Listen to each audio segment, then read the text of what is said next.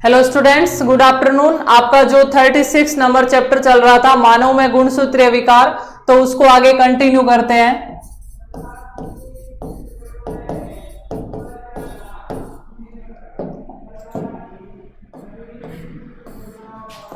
मानव में गुणसूत्रीय विकार।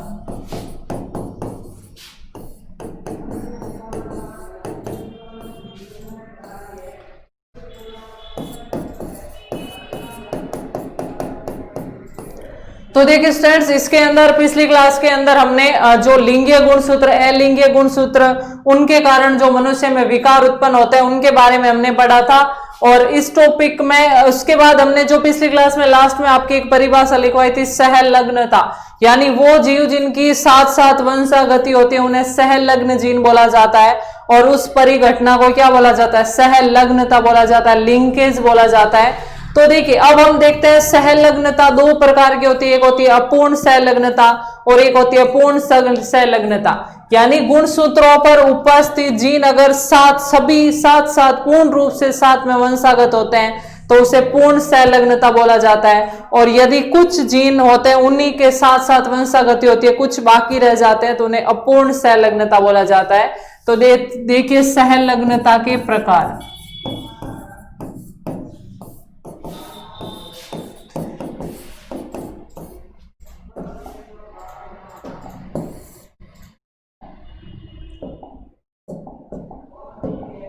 सहलग्नता दो प्रकार की होती है, एक होती है पूर्ण सहलग्नता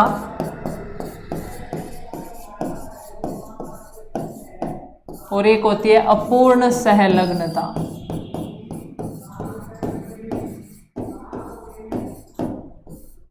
तो पूर्ण सहलग्नता किसे बोलेंगे? जब सभी जीन एक साथ वंशागत हो,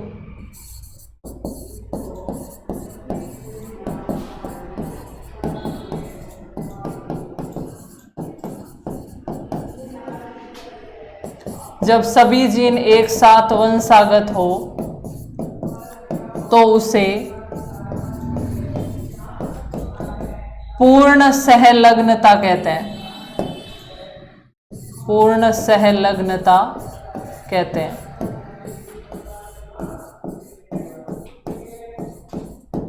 फिर अपूर्ण सहलग्नता, जब कुछ जीन एक साथ वंशागत हो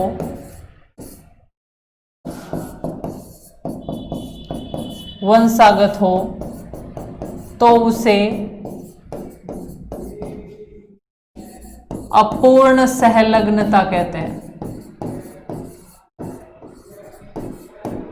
तो उसे अपूर्ण सहलग्नता कहते हैं। तो दोनों में अंतर नोट कर लीजिए, पूर्ण सहलग्नता और अपूर्ण सहलग्नता।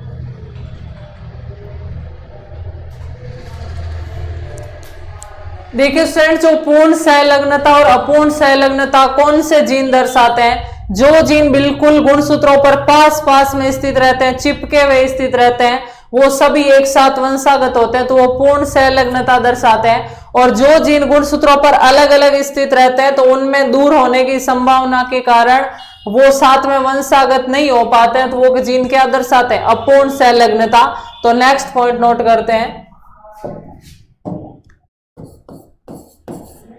गुणसूत्रों पर स्थित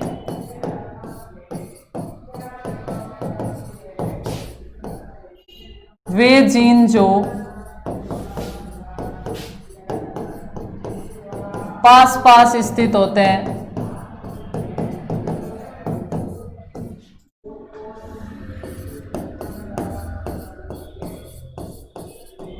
वे जीन पूर्ण सहलग्नता दर्शाते हैं, पूर्ण सहलग्नता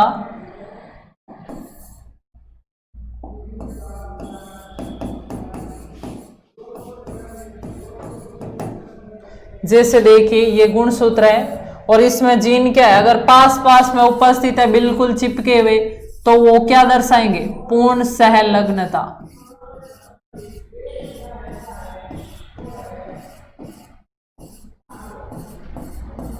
ठीक है, फिर नेक्स्ट है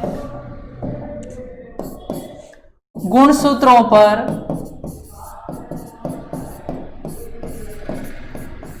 जो जीन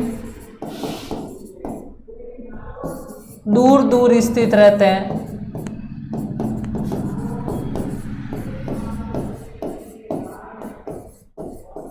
उनकी एक साथ वंशागति नहीं हो पाती है,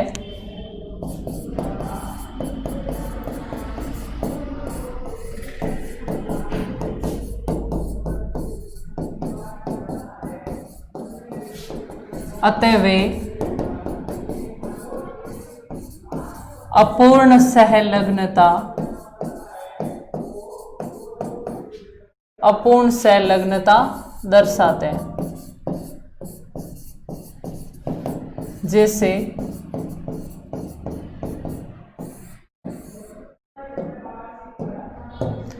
तो देखिए यदि जीन दूर दूर उपस्थित रहेंगे तो वो एक साथ वंशागत नहीं हो सकते।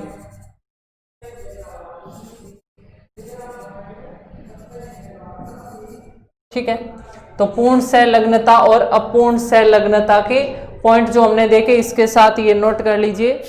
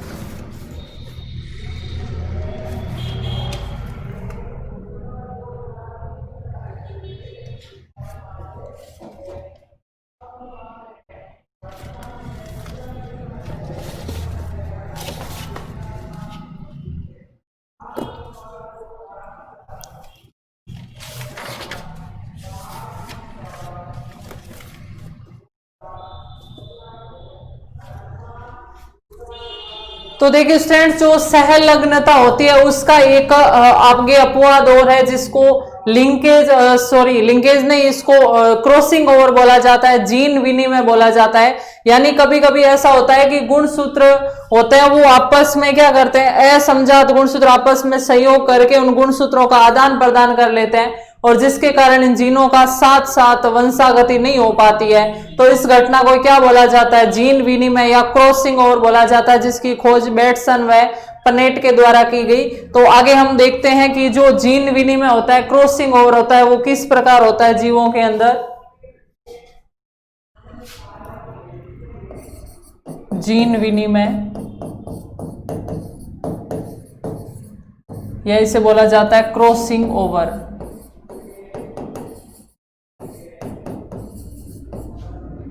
खोज किसके द्वारा की गई, तो जीन विनिमय की खोज की गई बेटसन तथा पनेट द्वारा। तो जीन विनिमय क्या होता है, जैसे कि गुणसूत्र होते हैं इस प्रकार, इस पर जीन उपस्थित है,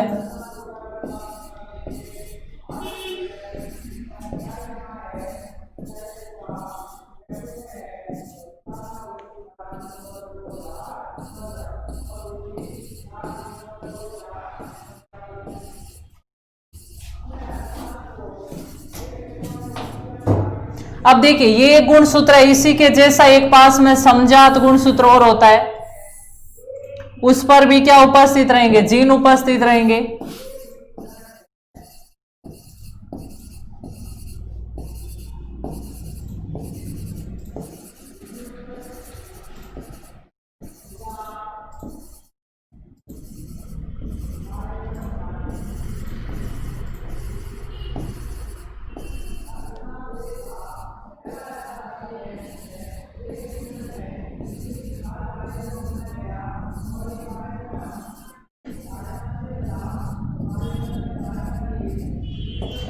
देखिए स्टूडेंट्स, अगर आपने अर्धसूत्री विभाजन पढ़ा है तो अर्धसूत्री विभाजन फर्स्ट की जो प्रोफेज फर्स्ट अवस्था होती है उसके अंदर 5 प्रकार की अवस्थाएं चलती है आपके, लेप्टोटीन, जाइगोटीन, पेकिटीन, डिप्लोटीन और डाइकाइनेसिस।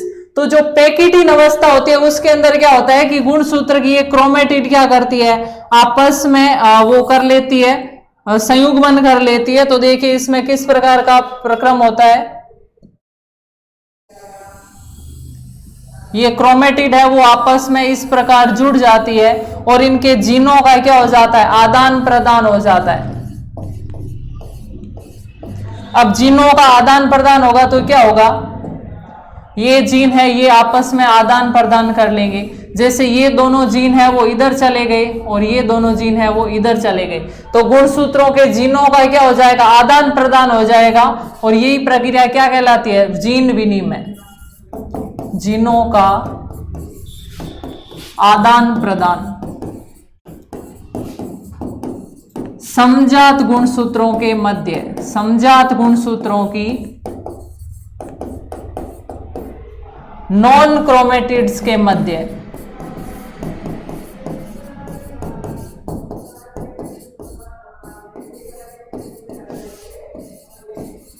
देखिए स्टूडेंट्स, एक ये गुणसूत्र है, इसकी दोनों क्रोमेटिड होती है वो ये नॉन सिस्टर क्रोमेटिड होती है, नॉन सिस्टर क्रोमेटिड के मध्य। एक गुणसूत्र की ये जो एक गुणसूत्र है वो 2 क्रोमेटिड से मिलकर बना होता है। देखिए ये गुणसूत्र है, इसकी ये दोनों क्रोमेटिड क्या कहलाएगी, सिस्टर क्रोमेटिड कहलाएगी। तो इसकी ये दोनों सिस्टर, इसकी ये दोनों सिस्टर, लेकिन इसकी ये वाली क्रोमेटिड और ये वाली क्रोमेटिड ये दोनों कैसी होगी, नॉन सिस्टर। क्योंकि सिस्टर तो ये दोनों है, ये दोनों सिस्टर है, लेकिन यदि आप इन एक इस क्रोमेटिड की और एक इस गुणसूत्र की क्रोमेटिड को मिलाओगे तो वो कैसी क्रोमेटिड कहलाएगी, वो कहलाएगी आपके नॉन सिस्टर क्रोमेटिड। तो ध्यान रखना, जीन विनिमय सिस्टर क्रोमेटिड के मध्य नहीं होता है, नॉन सिस्टर क्रोमेटिड के मध्य होता है। दोनों गुणसूत्र क्या कहलाते हैं, समजात गुणसूत्र कहलाते हैं। ये दोनों गुणसूत्र कहलाएंगे समजात गुणसूत्र।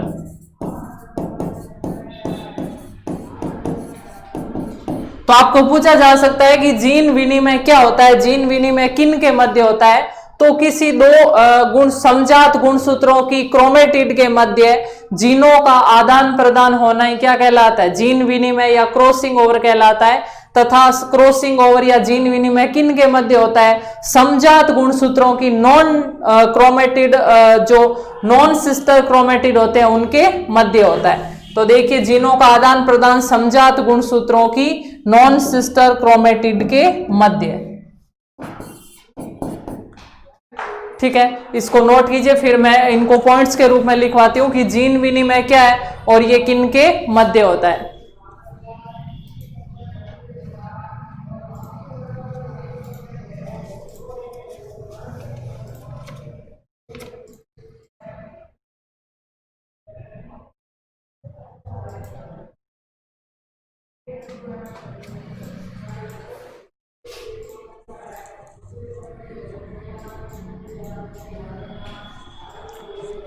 तो अब हम इसका नेक्स्ट पॉइंट नोट करते हैं।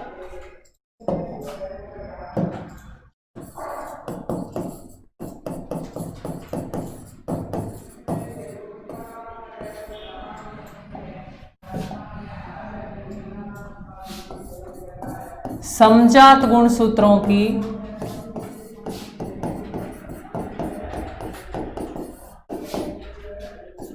नॉन सिस्टर क्रोमेटिड के मध्य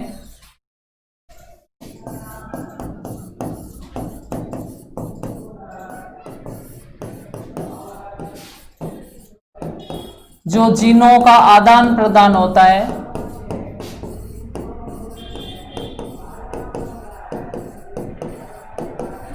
आदान प्रदान होता है, उसे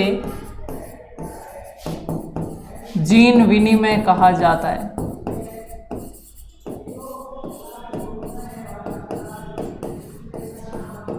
ठीक है, तो समजात गुणसूत्रों की नॉन सिस्टर क्रोमेटिड के मध्य क्या होता है, जो जीनों का आदान प्रदान होता है उसे क्या बोला जाता है, जीन विनिमय कहा जाता है। ठीक है, तो इसके साथ ये डायग्राम भी बना लीजिए आप वापस। इसके ऊपर जो जीन है उसको मैं रेड कलर में शो कर रही हूं।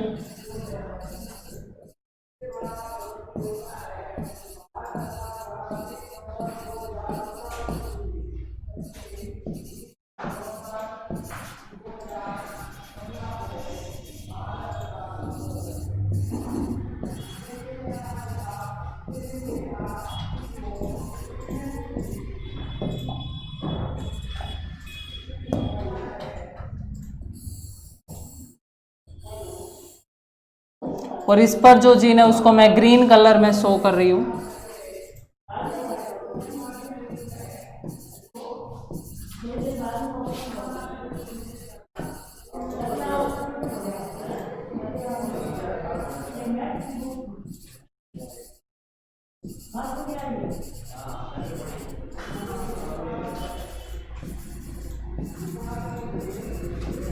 तो देखिए, जब इनके बीच क्रॉसिंग ओवर होगा तो क्या प्रक्रिया होगी,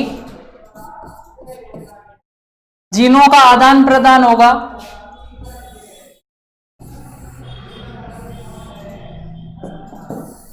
और जैसे ही जो क्रॉसिंग ओवर मतलब ये जैसे ही अलग अलग होना स्टार्ट करेगी, यहां पर जो संरचना बनेगी उसको क्या बोला जाता है, कियाज्मेटा। और कियाज्मेटा के कारण ये क्या होता है, इनके अंदर वापस ये समजात गुणसूत्र है वो टूटकर अलग हो जाते हैं। ठीक है, तो कियाज्मेटा के द्वारा जो एक्स आकार की संरचना बनती है, इसके द्वारा ये क्या होंगे, गुणसूत्र है वो वापस अलग हो जाएंगे, और अलग होकर क्या करेंगे, वापस अपने जीनों का इनमें आदान प्रदान हो गया है, तो फिर इनकी आगे वंशागति हो जाएगी।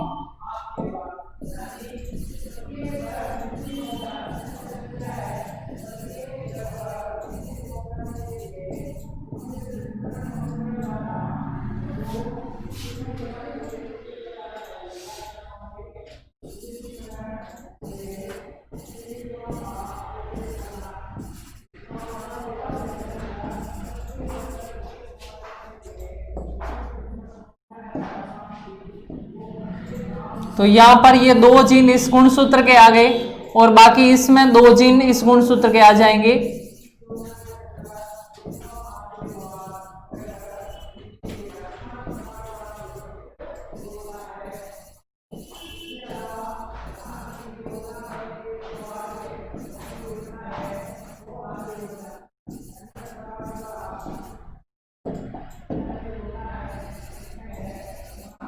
और सबसे पहले जो गुणसूत्र थे वो किस प्रकार के दिखाई देते थे,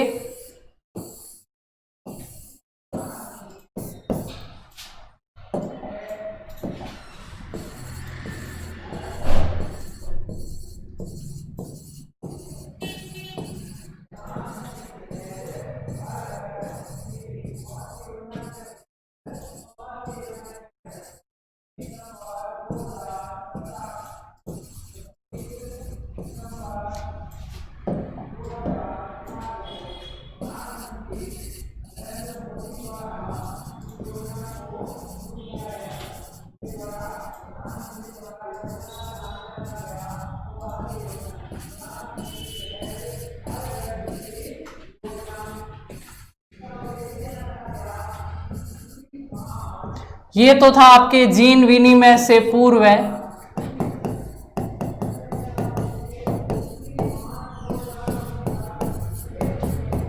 ये प्रोसेस है जीन विनिमय, और ये है जीन विनिमय के पश्चात।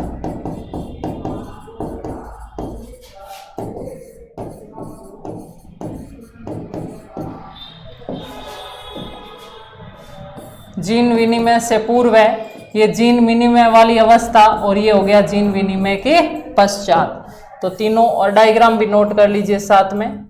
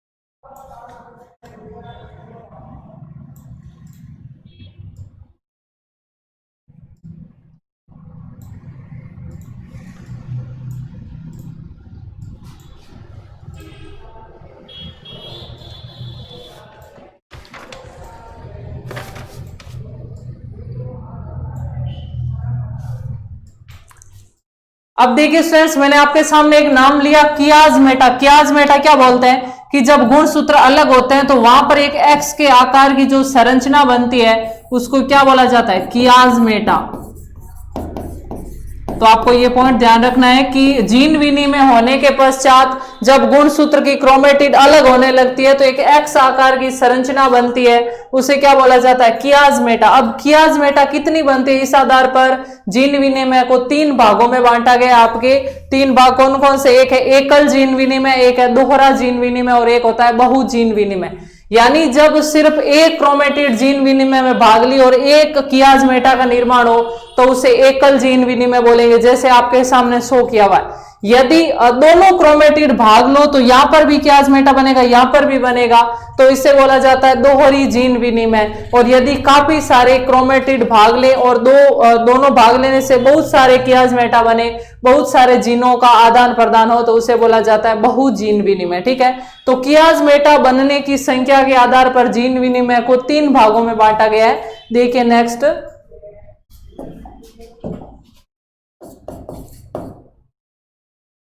कियाज्मेटा,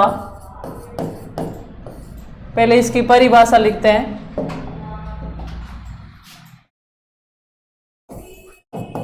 जीन विनिमय के समय, जीन विनिमय के पश्चात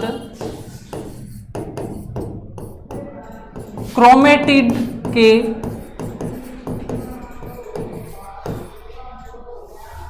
अलग होते समय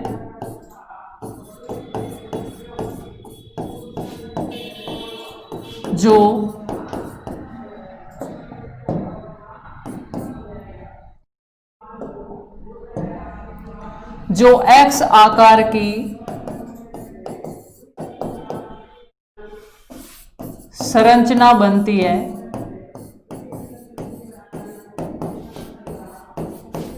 उसे कियाज्मेटा कहते हैं।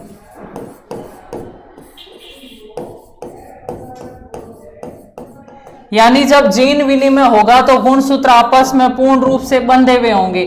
जैसे देखिए इस प्रकार ये क्या होता है, ये है आपके एक क्रोमेटिड और उसके साथ दूसरी क्रोमेटिड जो आपस में जुड़ी हुई रहती है उसको क्या बोला जाता है। तो ये जो अलग होने के समय एक्स आकार की संरचना बनती है इसको क्या बोला जाता है, कियाज्मेटा। ठीक है, नोट कर लीजिए इन पॉइंट्स को। फिर हम देखते हैं कि कियाज्मेटा के संख्या के आधार पर जो जीन विनिमय होता है वो 3 प्रकार का होता है, एकल जीन विनिमय, दोहरा जीन विनिमय और बहु जीन विनिमय। तो तीनों प्रकार देखते हैं नेक्स्ट।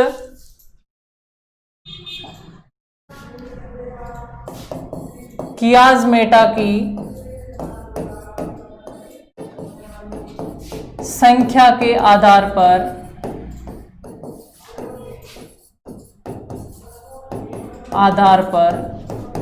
जीन विनिमय।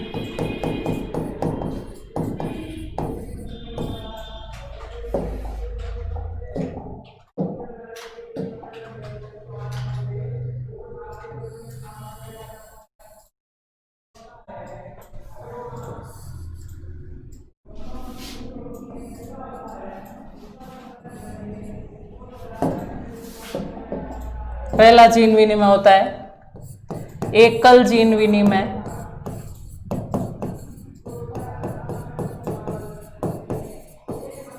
दूसरा है दोहरा जीन विनिमय,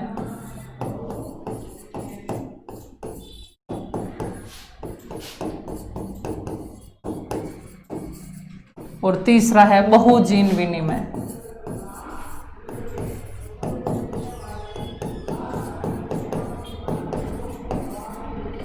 ठीक है, एकल जीन विनिमय में क्या होगा, जब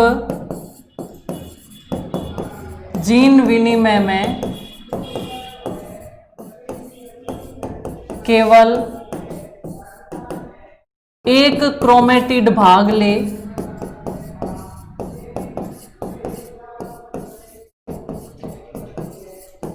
तथा एक कियाज्मेटा का निर्माण हो,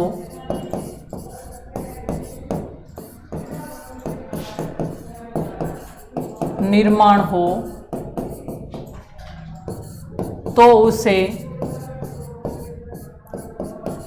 एकल जीन विनिमय कहते हैं।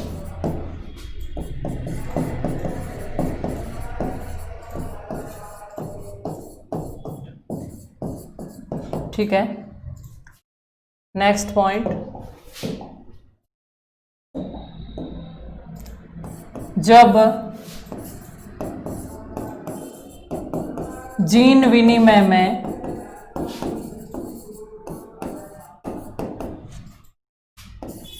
दोनों क्रोमेटिड भाग ले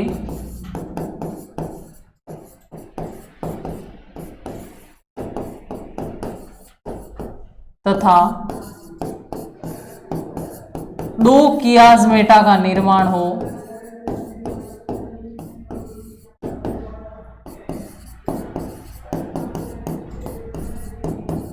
तो इसे दोहरा जीन विनिमय कहते हैं।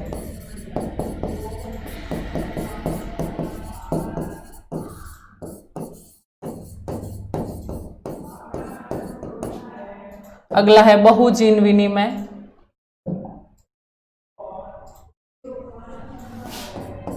जब जीन विनिमय में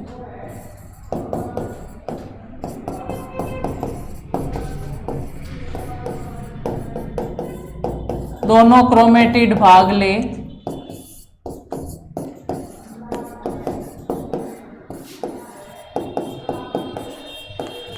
तथा दो से अधिक कियाज्मेटा बने, तो उसे बहु जीन विनिमय कहते हैं।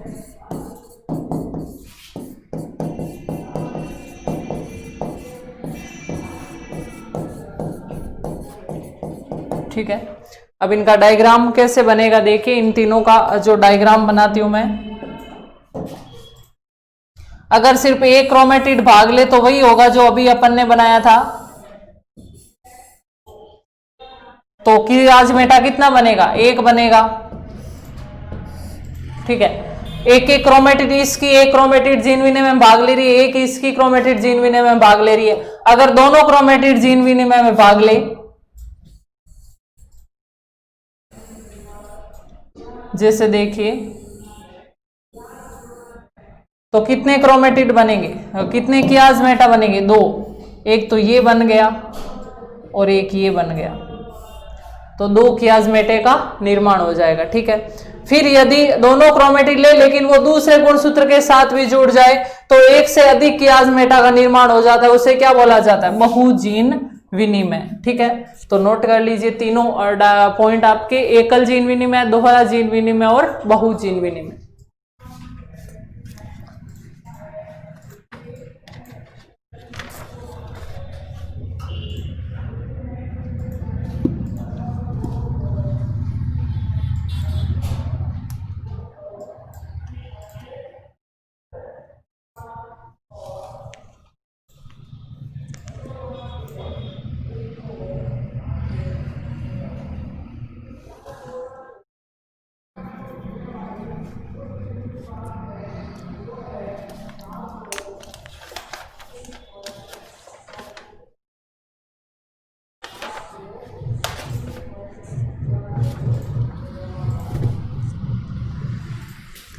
फिर हम देखते हैं कि जो जीन विनिमय इसके महत्वपूर्ण लक्षण क्या क्या क्या क्या इसकी महत्वपूर्ण बातें हैं। तो मैंने आपको बताया था जो जीन विनिमय होता है वो अर्धसूत्रीय विभाजन में युग्मक जनन के समय जो पेकिटीन अवस्था होती है उस समय जीन विनिमय होता है। अगर जीन पास पास में स्थित रहेंगे तो जीन विनिमय ज्यादा होता है।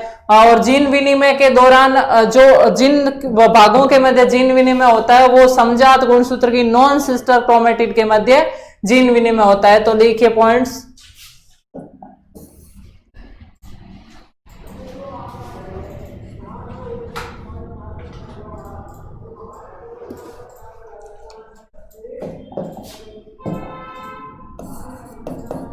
जीन विनिमय के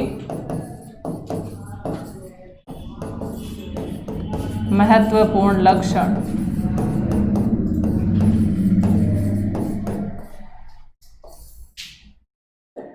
पहला पॉइंट है जीन विनिमय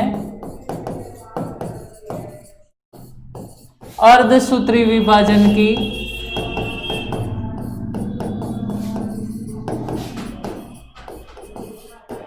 पेकिटीन अवस्था में होता है।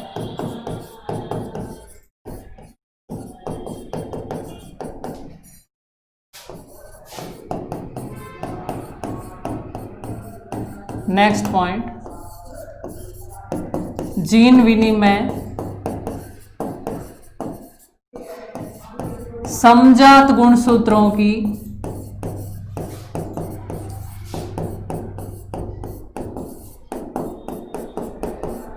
नॉन सिस्टर क्रोमेटिड के मध्य होता है।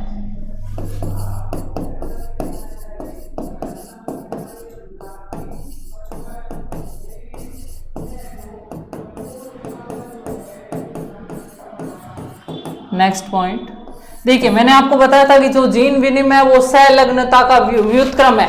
तो सहलग्न जीन कब होंगे? जब जीन पास पास में स्थित रहेंगे।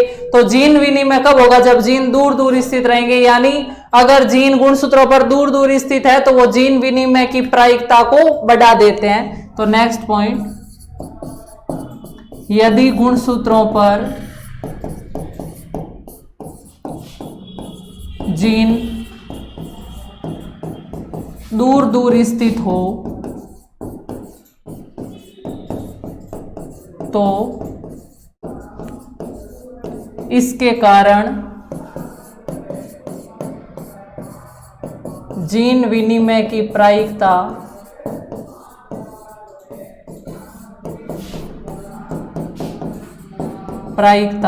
बढ़ जाती है।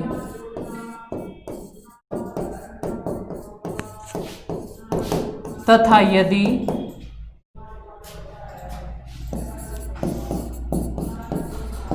जीन पास पास स्थित हो तो जीन विनिमय की प्रायिकता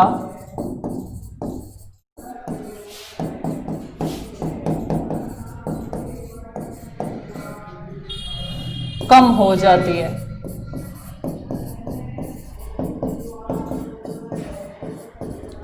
ठीक है, तो ध्यान रखना ये पॉइंट, अगर जीन दूर दूर स्थित है तो जीन विनिमय की प्रायिकता बढ़ जाती है, और यदि जीन पास पास है तो जीन विनिमय की प्रायिकता कम हो जाती है। नोट कर लीजिए दोनों पॉइंट्स।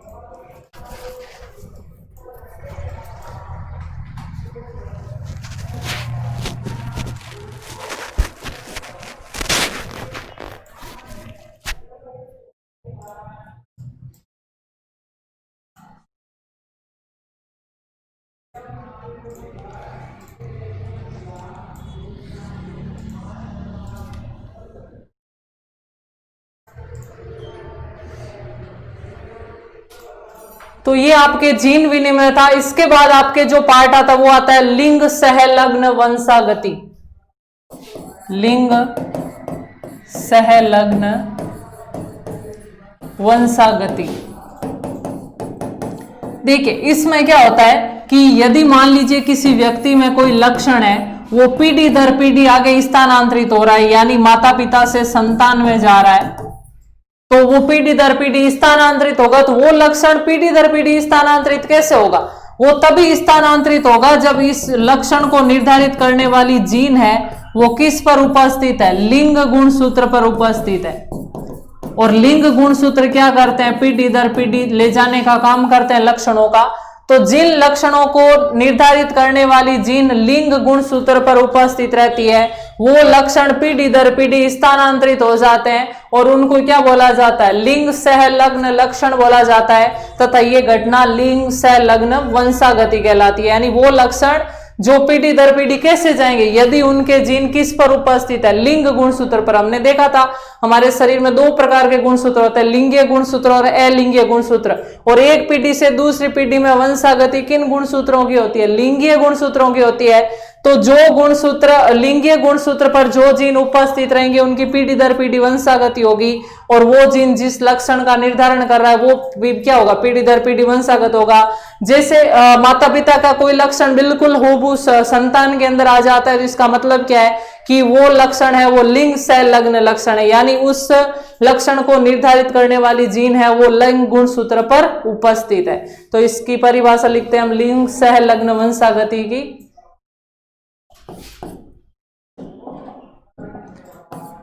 वह लक्षण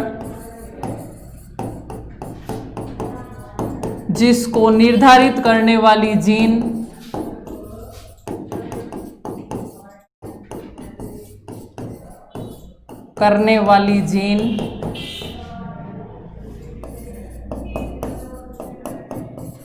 लिंग गुणसूत्रों पर उपस्थित हो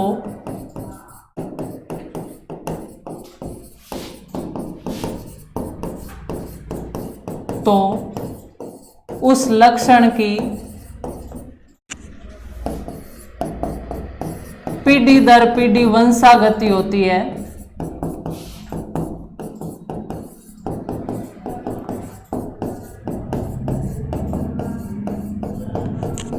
इसे लिंग सहलग्न लक्षण कहा जाता है।